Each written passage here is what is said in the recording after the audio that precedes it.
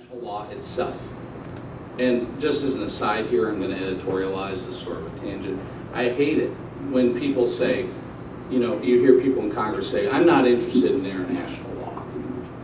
I'm not, you know, the Geneva Conventions and those sort of hazy things. I'm not interested in international law. Well, a couple of things about that. One, the modern Geneva Convention was a product primarily of the United States, just FYI, and the U.S. military.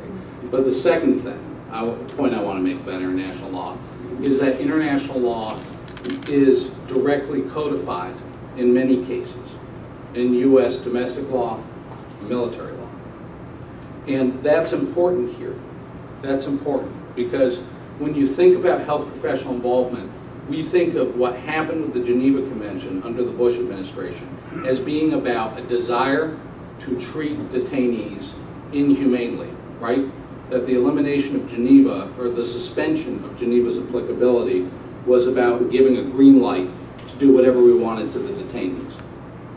But international law under Geneva, as it relates to military law and responsibilities, is not just about what you do to the detainee or what you can't do.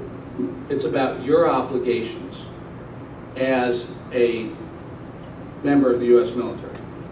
And what we see here is that the individual roles that psychologists play would have been impossible in terms of their individual Uniform Code of Military Justice responsibility from Geneva if Geneva hadn't been suspended. So I'm laying out all this stuff about law and ethics, and we're going to jump back to New Orleans here. And the reason why I'm doing that is our thinking at that point is we were looking at the psychologists on the PENS process. We were looking at psychologists who had participated in the programs as individual actors. You know, what did Lesso do? What did James do? What did Donovan do? But we had to go through an evolution as a group to begin to understand what we were dealing with here.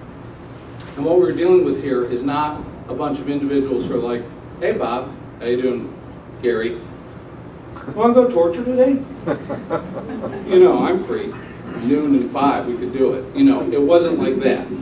It was a highly systematized command and control structure where the preventative measures that I just laid out had been assaulted. We didn't know then, to the degree they had, prior to the authorization of the program. And it's really important that we go back to international law now. We've talked about who some of these individuals were a little bit, but but at the end of the day, they need to be held to account. But they should not be held to account at the expense of the chain of command. And the most critical principle here, underneath international war crimes law, is the idea of command accountability, a command accountability principle. And it's been hard, I think, for psychologists, and I'm so impressed with what you've done, but to fight this battle where you're having to fight individuals. You're having to file an ethics complaint here, when really you need to file an ethics complaint on the entire damn chain of command. Because no psychologist who did this could freelance it. Let me tell you a story. I know I'm jumping around here, but I was in Jordan in the winter of 2004, prior to Abu Ghraib being disclosed. And this is really the true story of why I came back to PHR. Is this sheikh had crossed the desert from Iraq to speak with me, with his wife, during the night, from Ramadi, which is one of the most dangerous parts at that point of the Sunni Triangle.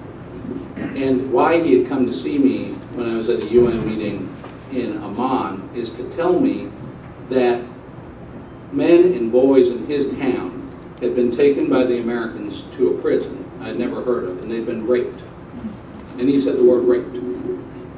And he was talking to the guy who investigated the Dashti-Layli massacre in northern Afghanistan. I know what can happen in U.S. military operations.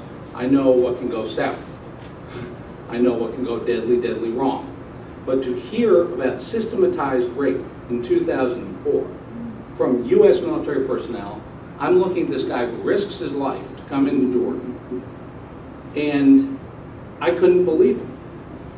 I could not believe then that there would be systematized rape, systematized sexual assault.